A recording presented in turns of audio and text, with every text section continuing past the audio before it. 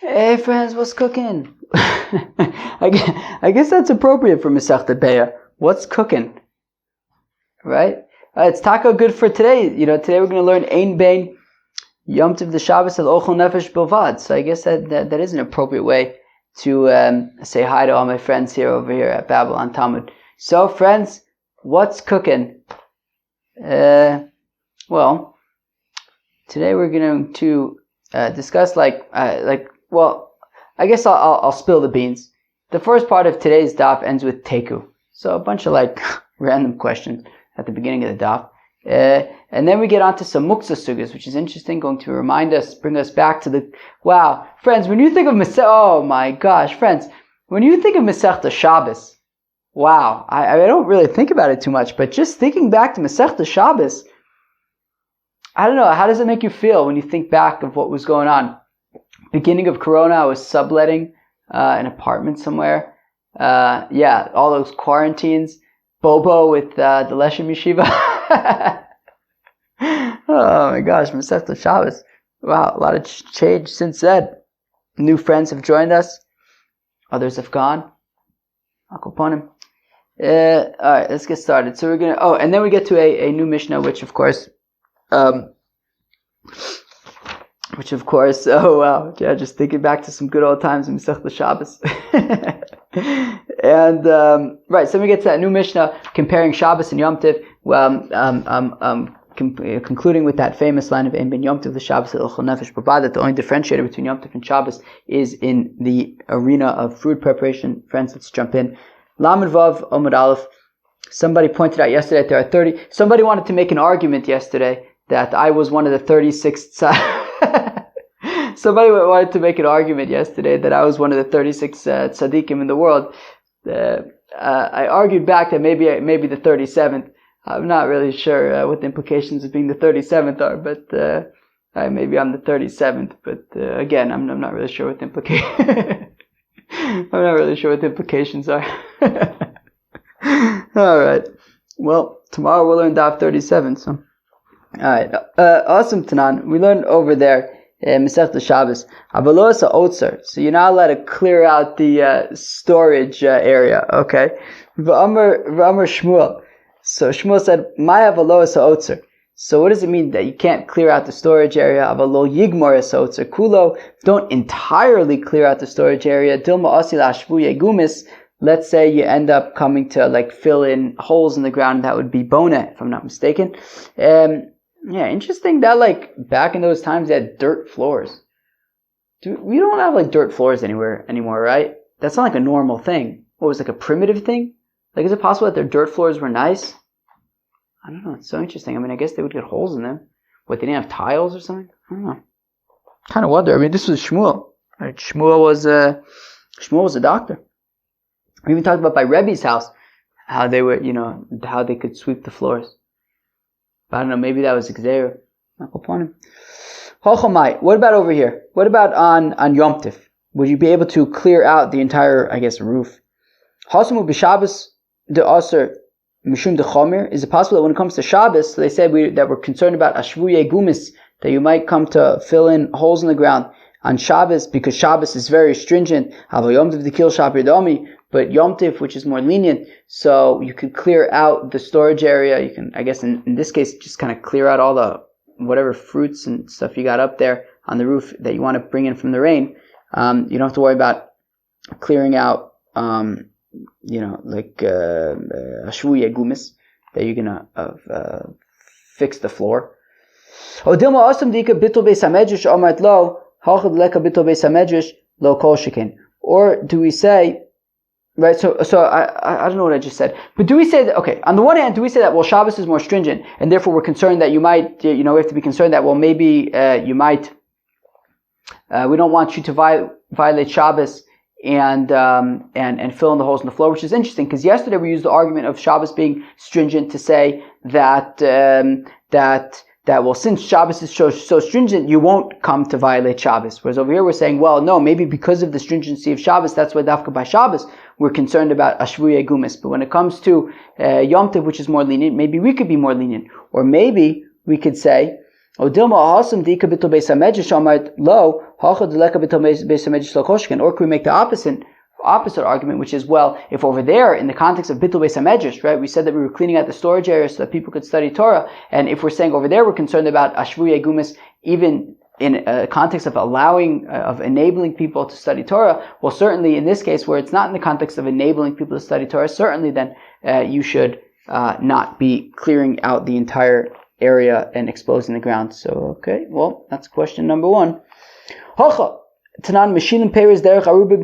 over here, in the context of Yom Tiv, so we say that you're allowed to lower down these fruits by way of the skylight. Although I wonder if maybe, I don't know, maybe the previous part wasn't necessarily talking about the fruits and vegetables on the roof. Maybe it's talking about just clearing out a storage area on Yom Tif in general. Maybe it's more lenient, maybe it's more stringent. Alright. We learn over here in our Mishnah, that you're allowed to bring the fruits by way of the skylight on Yom Tiv. Now, if Nachman says, wait a second. When we say that you're allowed to put the fruits through the skylight on Yom Tiv, it's only that particular roof, right? So if you have, let's say wheat on your roof, and you see it's going to rain, so you want to bring them in, so you can bring them into the skylight, but only on that roof. But you wouldn't be able to transfer the wheat from one roof to another roof. We also learned in a Beitzah, even when the roofs are flush one to the other, and it won't take much effort to go from one roof to the other. Nonetheless, you're still not allowed to go from one roof to the next. So we're saying that on Yom Tif, you're allowed to lower these fruits through the roof, but only the same roof. Now, what about on Shabbos? Do we say Yom Tiv Dikil? Do we say look, that when it comes to lowering things through the roof, so that's specifically in the context of, right, so we say you can't go from one roof to the next, because we have to take a stance here. We have to be stringent, because since Yom Tov is more lenient, so maybe people will start treating Yom Tov more leniently. So therefore we have to say only on that roof.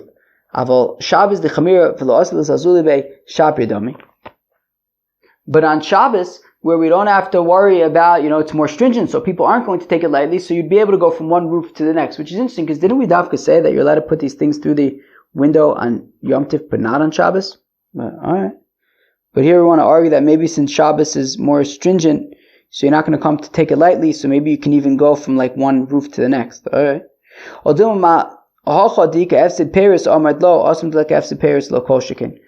we say, well, here there's financial loss, so therefore, if in the case where there's financial loss, and still, if there's a window in your roof, a skylight in your roof, you could put them through the skylight, but you can't bring them to any other roof. And here it's in a case of financial loss. We want to help you. Over there where there's no financial loss, which I guess is maybe like clearing out the storage area. I guess there's not necessarily financial loss. You're just trying to make room for the students.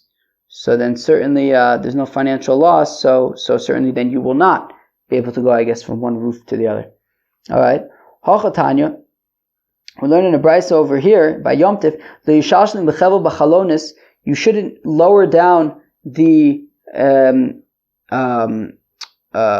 fruits and stuff by way of windows. Meaning, if on the roof, if surrounding the roof there are like walls, and in the walls there are windows, you shouldn't lift up the fruits and then put them through the window and lower them down that way, because there's the extra tircha of lifting them up. We don't want you to do that on Yom Tif. Don't bring them down ladders. Hasam mai. What about in the context of Shabbos? For clearing space for the students, for the yeshiva students.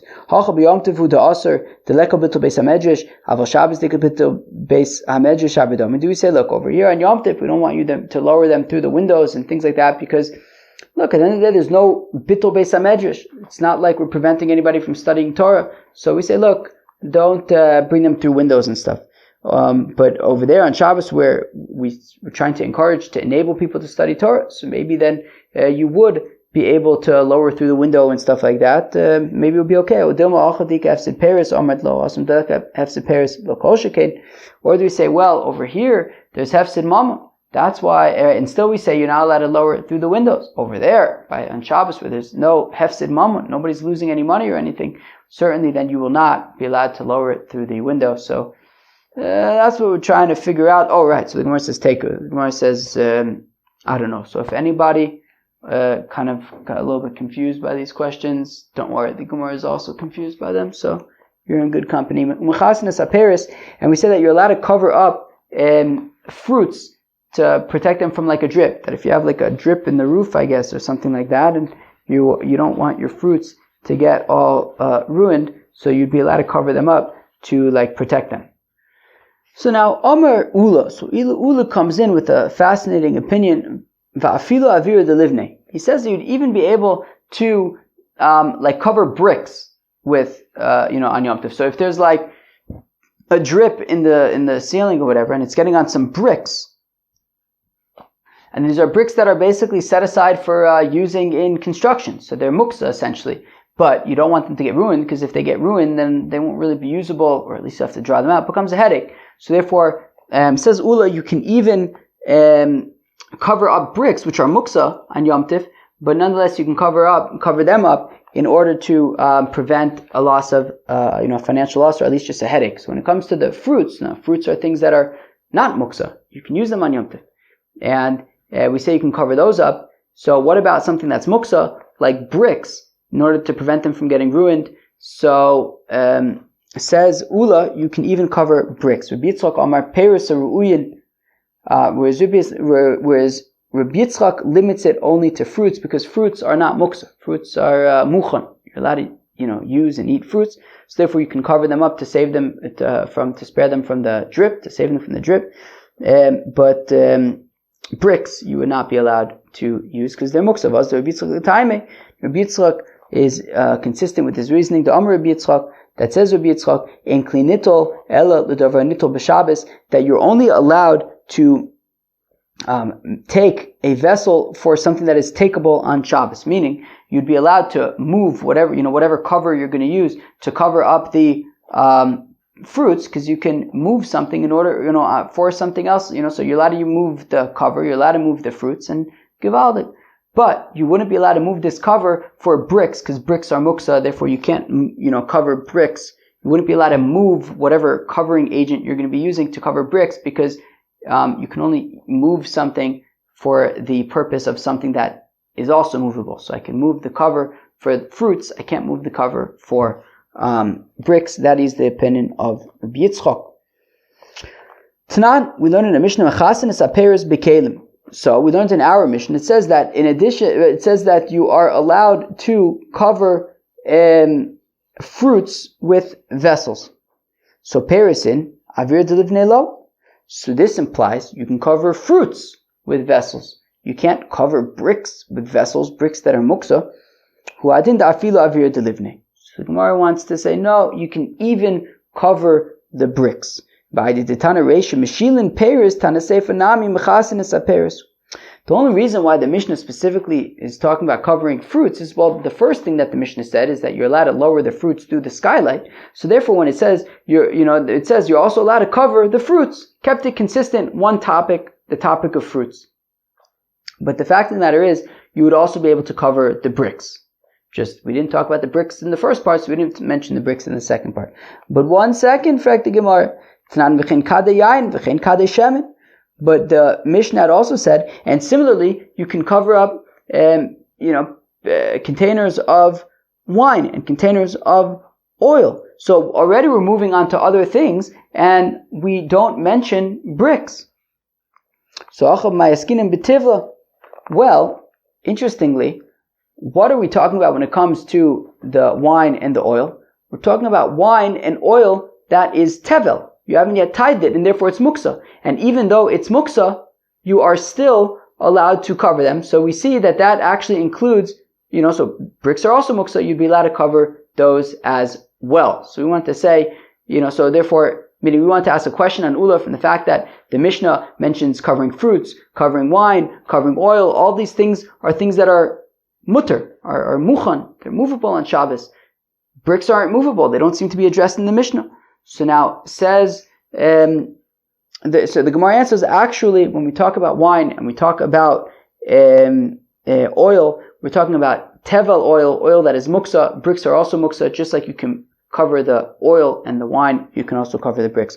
Hachinam mistavra, and we want to say, and this actually is a sound argument. Because if you say, after all, that we're talking about permitted wine and permitted oil that is not muksa, well, atani lereisha peris, because we already taught about fruits. We said you're allowed to cover fruits. What would be the significance of adding also oil and wine? I know I can cover fruits. It would make sense I can cover oil and wine. What's the chiddush? The chiddush is that, well, the oil and wine are actually tevel, and even so, you can cover it, and then that would extend also to bricks. But then the Gemara says, actually, not necessarily. Maybe it is, after all, just talking about regular wine and regular oil. The Mishnah needed to teach even regular oil and regular wine. How come? Because I may have thought to say lefsid meruba chashushu, lefsid muad lo chashushu. I may have thought to say that when the Mishnah says that you're allowed to cover something to save it from the drip on Yom Tif, something that's going to be a significant loss, right? If water drips on the wheat, or whatever other fruits you have on your roof, it might actually ruin them. And you're going to lose all your wheat. Whereas the wine and the oil, assuming that they're in a sealed barrel or container of something, they could survive till the end of Shabbos and then till the end of Yom Tif, and then just move them afterwards, right? So it's not really a significant loss when it comes to the wine and the oil. When it comes to the fruits, it is a significant loss. So if it only said the fruits in the Mishnah, I may have thought, okay, so you can you can cover up these these fruits, you can cover up a significant loss.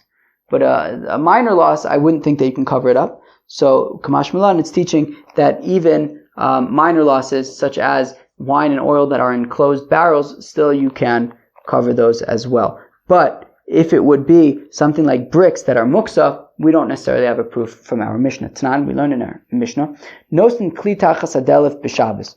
You're allowed to put a vessel under a drip, under a drip of water on Shabbos. So now, essentially, what are we doing? We're the water that's going to be dripping is going to be like muksa water, and we're still moving this vessel for the muksa water. So b'delef haroi. Well, we're talking about water here that technically you could feed to animals or whatever. Tashma, again, no proof for our bricks. Tashma, come in here, portion machzelas agabe levenim b'Shabbos. You're allowed to cover bricks on Shabbos. So, that's pretty clear that you're allowed to cover bricks on Shabbos. So, certainly then on Yom Tov, you should be allowed to cover the bricks. So, shouldn't that be a great proof for Ula? So, the Aisrim ibn Yono, the Chazi lemizga alayus, the Gemara answers, well, we could argue that we're talking about bricks that are left over from construction that you could sit on them. So, therefore, they're not actually muksa. Tashma, come in here. Porsin machzelas agabe avonim b'Shabbos. You're allowed to cover stones on Shabbos to prevent them from getting wet and stuff. Stones that you want to build with. So we see that you're able to cover up the muksa. So ba'avodim mikurzalos t'chazan leveis hakisei. So we say no, those are talking about bathroom stones, so they are not muksa. So still, we're struggling to necessarily find a proof for Ula to say that you would be allowed to cover up muksa bricks on Yom Tov. Tashma, come in here. Porsin machzelas al gabi kaveres devorim b'Shabbos. All right, you're allowed to take a mat and cover up a beehive on Shabbos. B'cham pnei achama, in the sun, to protect the beehive from the sun. V'gsham pnei gshomim, and when it's raining, to protect the beehive from the rain. As long as your intention is not to trap the bees. So now what do we see? So the assumption is, well, a beehive is muksa, and you can cover up the beehive to protect from the sun or from the rain, whatever it is. So we see that you can cover up something muksa. And for the Gemara, hasam namidika dvash. No, it's talking about where there is honey. And because there is honey, it's actually not muksa. Ukva mimation l'Ravashi. Ukva mimation says to Ravashi, Atenach b'mosacham adika dvash. Well, that makes sense to say that we're talking about a honeycomb with honey in the summer, because there is honey in the honeycombs in the summer. But what about in the winter where there isn't honey and the honeycombs? Well, because I guess in the winter they probably chaperine the honey, and in the winter I guess they chaperine, like the people chaperine the honey, so there's no honey. But we say, well, yeah, but even in the winter we still keep over 2, I guess, combs for that's enough for the bees to live on, for the bees to eat. So we're saying that you can cover up those. We're saying that you can cover up those 2 honeycombs, right? So again, we want to say that these honeycombs are muksa. We say they're not muksa; they have honey. But what about in the winter when they don't have honey? Well, in the winter they still have those 2 honeycombs. But also in shteichalas muktzas. But those muksa same. But those 2 honeycombs are muksa because they're for the bees. Well, he decided in advance that he was going to chap them. And because he's going to chap them, so they weren't muksa, and that's why he's allowed to cover them. Okay, so we're still making the argument that that this honeycomb, this beehive with honeycombs, is not actually muksa. So now we're saying, wait a second. So now there's a distinction. So if the fellow said in advance that he's going to chaperine the honeycombs, so then he could chaperine the honeycombs, and they're not muksa, and you can also cover them up to save them from the rain or from the sun. Now, if he didn't have intention, so then, if there's only these 2 honeycombs, he wasn't planning to eat them, so he wouldn't be able to cover them. But now, adatani v'vachli iskavin lotzud. But if we look back at this Beitzah, it says, so you're allowed to cover up the honeycomb, just be careful and make sure that you don't trap any of the bees. But liflog v'lesne b'dida, why don't we make the following distinction as well? That when do we say that you can cover up, right? If we're already making the distinction that, by the way, be careful to make sure that you don't trap the bees, well, then we should make another distinction, which is when do we say that you're allowed to cover the honeycomb? Well, as long as you had intention to take those 2 to take the 2 honeycombs that were left over there. But if you didn't intend in advance to set them aside, in order to chap them, so then you would not be allowed to cover them because they would be considered muksa. Okay, it's getting a little bit spaghetti over here, but basically what we are trying to say over here is that you'd only be allowed to cover the beehive / honeycombs if you had intention to chap them, meaning as long as they are not muksa. But if they were muksa, you would not be allowed to cover them, right? We say as long as there's honey, or at least that you had intention with the honeycombs. We're kind of getting stuck in this place of assuming that we're talking about, you can only cover a beehive that would be not muksa, essentially. Okay, so the Gemara says, right? So if we're saying that it's a matter of muksa, well then just like we said that make sure not to trap the bee combs, trap the bees. So make sure also that you have intention in advance, because only if you have intention in advance for the honeycombs in the winter would you be able to cover up the beehive. So this is what's going on. Well, even if you did have intention for the honeycombs, and therefore they are not muksa, they're mukhan, and therefore you're allowed to cover up the beehive. So nonetheless, you still have to make sure that you will not be trapping any bees.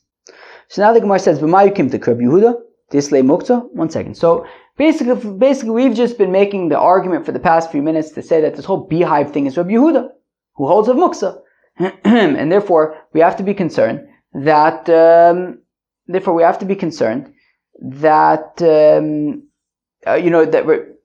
if the beehive was muksa, then you would not be allowed to take the mat and cover it. So we have to figure out how it could be that the beehive is actually not muksa. Either it's the summer and it has honey, or maybe it's the winter but we're talking about the honeycombs and you set them aside. Kilu, we're explaining this whole honeycomb thing in the context of Rabbi Yehuda, who's a muksa guy. But ema seifa. But why don't we look at if we look at the second part of the price, it says uvachlo yiskavin being the key word, latzud. As long as you don't have intention to trap. Who's the one who holds of davar she'ein miskavin is mutter? Not Rabbi Yehuda. Rabbi Yehuda says davar she'ein miskavin is asur. Something that, even when you don't have intention, it's still asur.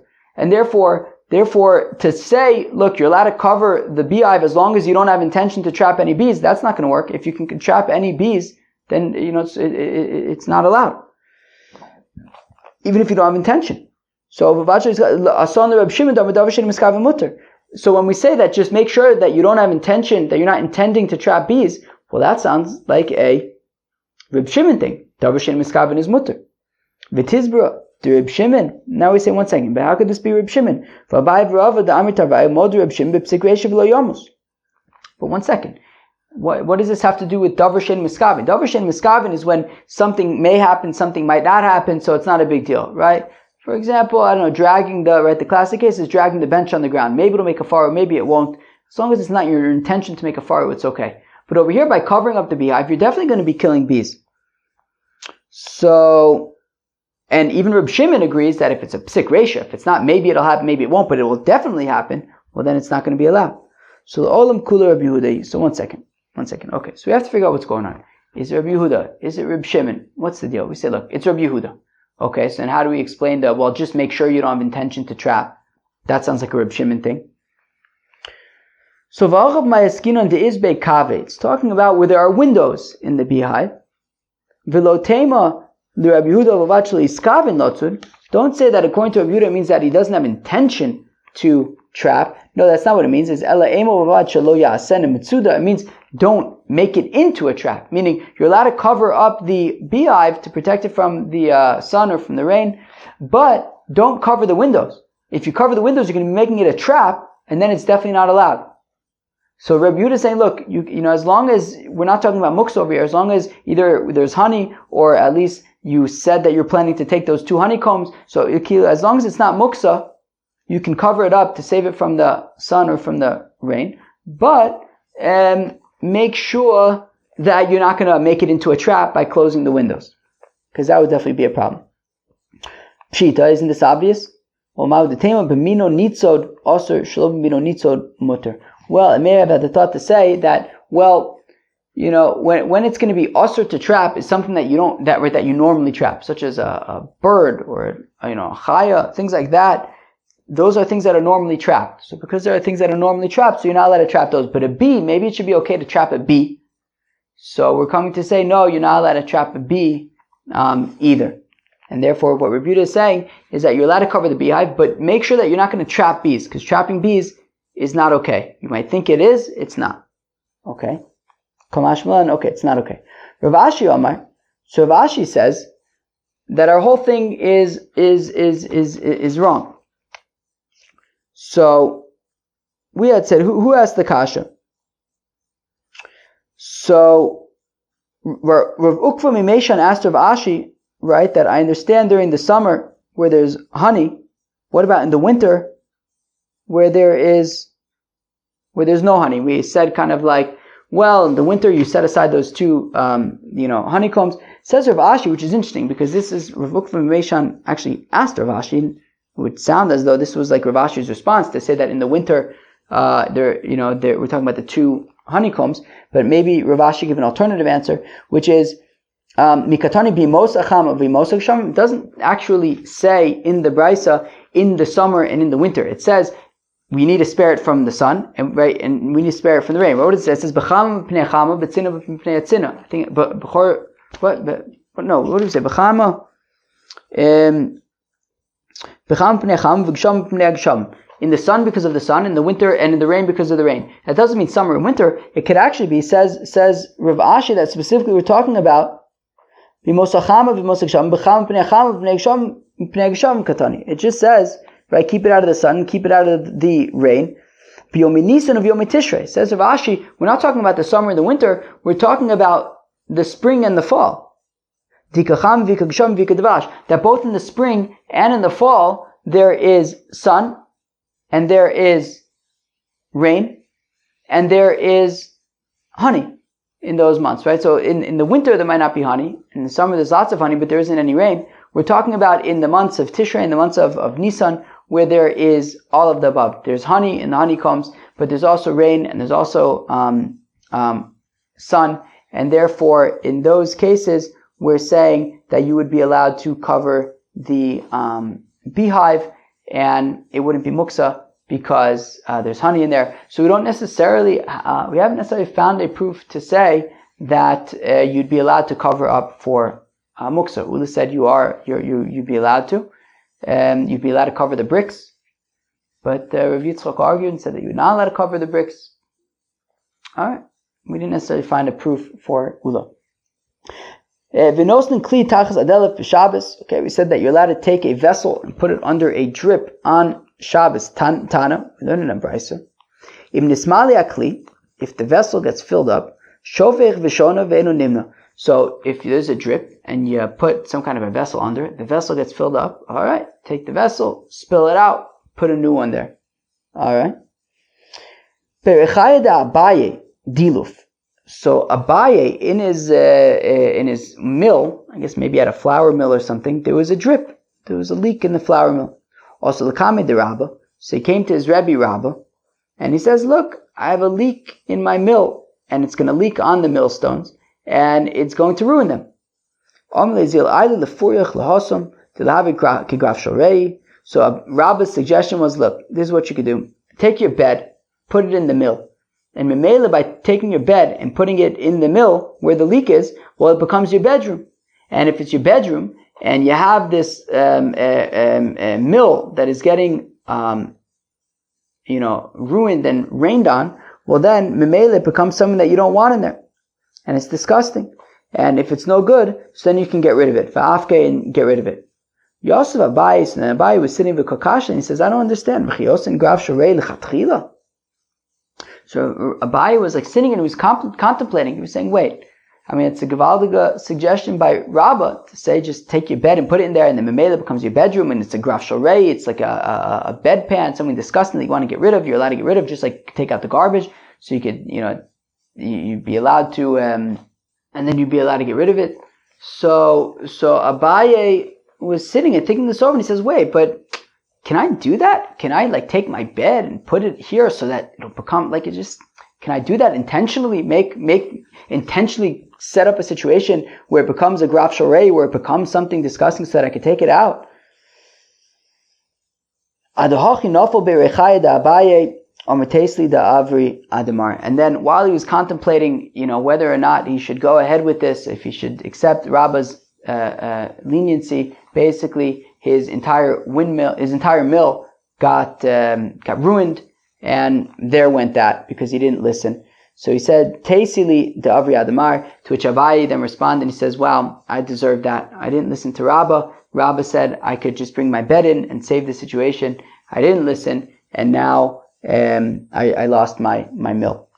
Omar Shmuel says, Shmuel Graf Shorei v'avet shomei miraglayim, that if you have like a bedpan or a container of urine, mutar lotzion la'ashba, you're allowed to take them out of the house and throw it away in the garbage. Uchshumachziro, and when you're coming back with the bedpan or with the container that you used for the urine, so nosim bomayim, put some water in there, umachziro, and then bring it back. Meaning, if you have this vessel that was used for excrement or for urine, so after you dump it out in the garbage, well then it becomes like the vessel itself is a little disgusting. So put some water in there, so at least you're carrying water. Okay. So Ramina Graf Shorei Agav Mono in Bifnei Atzmalo. So now the students were analyzing Shmuel's statement. They were thinking, okay, how come you're allowed to take out a Graf Shorei on Shabbos, right? How come you're allowed to take out a bedpan or a container full of urine? So they said, it must be because of the vessel itself. The vessel itself, there's nothing wrong with the vessel. The problem is the thing that you don't want, right? The excrement or the urine. That's the problem. But the vessel you're allowed to take out. So the reason why you're allowed to take out a graf shorei is on account of the vessel. So now, but they figured you wouldn't be able to take something undesirable, just with your hands and remove it. It would have to be in some kind of a vessel. Tashma, come in here. That there was a mouse that was found in the fragrances of Rav Ashi. And they said, pick up that mouse by its tail and remove it. I.e., the point being, you can, if there's something disgusting that you want to get rid of, you could just pick it up and get rid of it. It doesn't have to be in some kind of a vessel. All right, well, that was exciting times. And friends, now we're moving on to the next Mishnah, Kol Shechayavin Olav Mishum Shvus, Mishum Rishus, Mishum Mitzvah, B'Shabbos Chayavin Olav B'Yom Tif. Wow, interesting. Basically, anything also midirabanan on Shabbos is also midirabanan on Yom Tif. And we list 3 categories of these things. Now, you've heard about shvuses in the past, in Shvus B'Mikdash. A shvus is basically a din derabanan that the rabbis say, look, we don't want you to do this thing on Shabbos or on Yom Tif, and we'll give examples of them. But there isn't like any mitzvah. It's not like you're doing any mitzvah or anything like that. It's just the rabbi said, look, for whatever reason, we don't want you to do these things, and we'll get to some examples soon.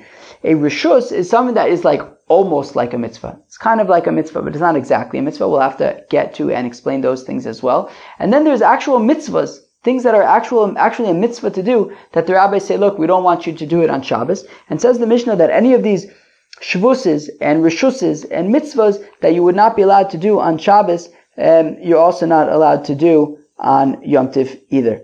Ve'eluein mishum shvus. These are examples of things of shvuses, of dinim derabanan that we do not do on Shabbos or Yom Tif.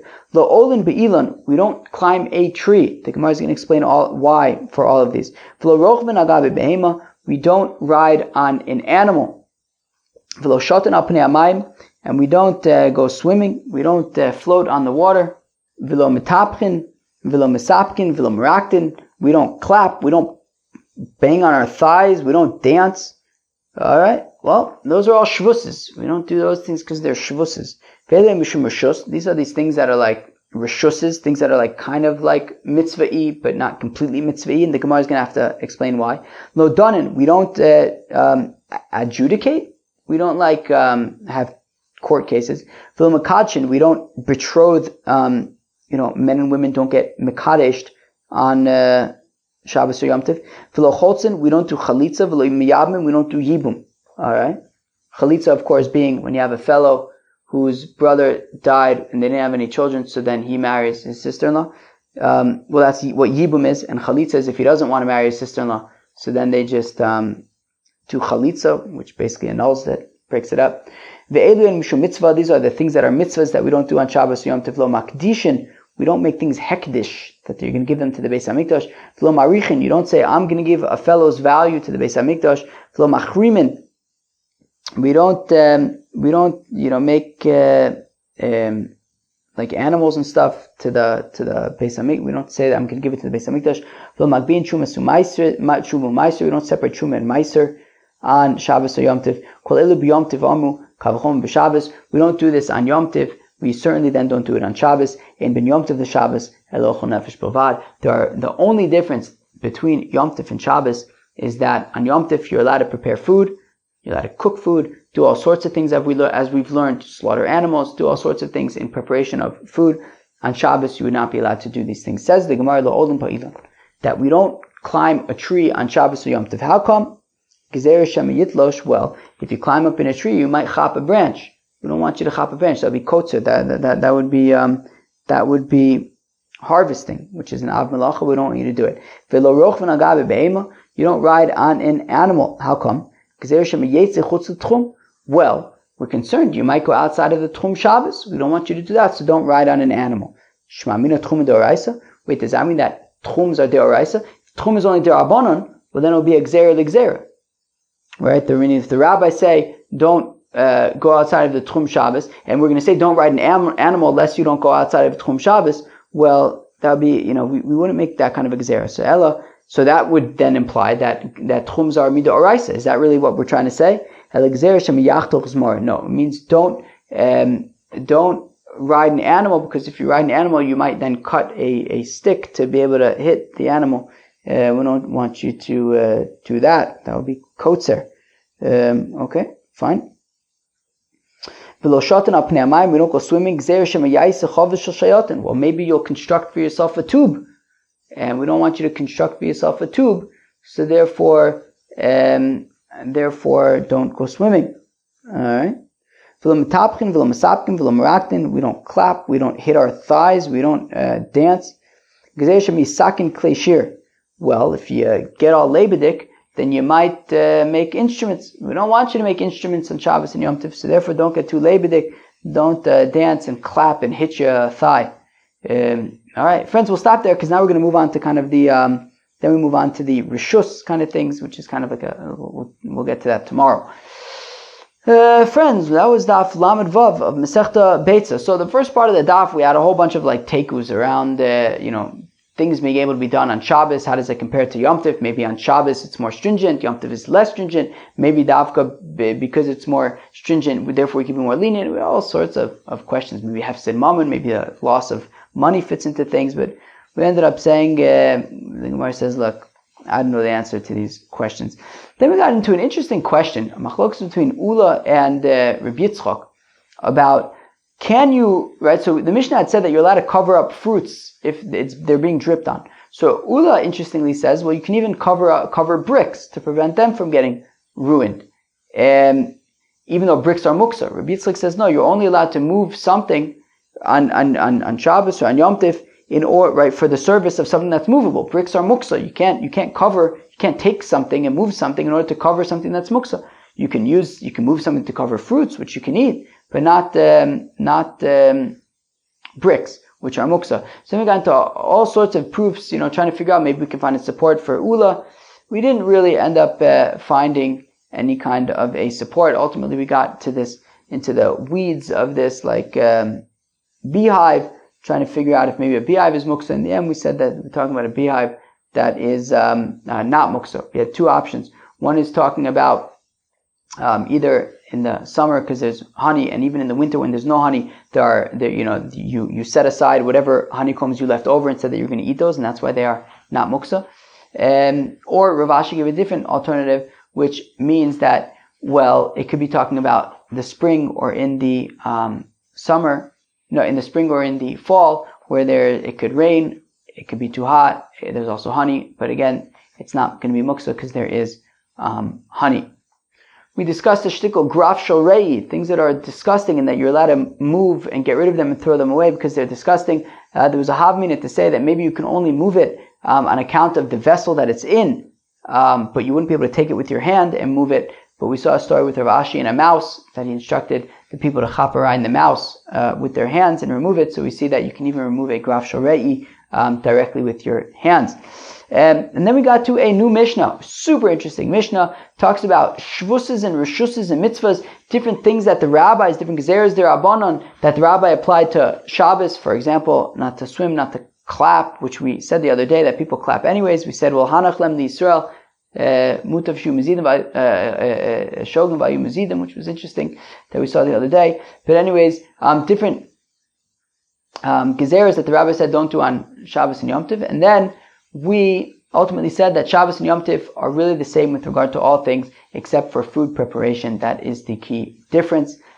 We explained how come you don't climb trees and you don't ride animals because we're concerned that you might break off branches. Don't swim because maybe you'll make a tube. Don't clap and dance and become too lebedik because maybe you'll make instruments. So, all right, super interesting stuff, friends. That was Daf Lamed Vav of Masechta Beya. Hope you enjoyed. Peace out.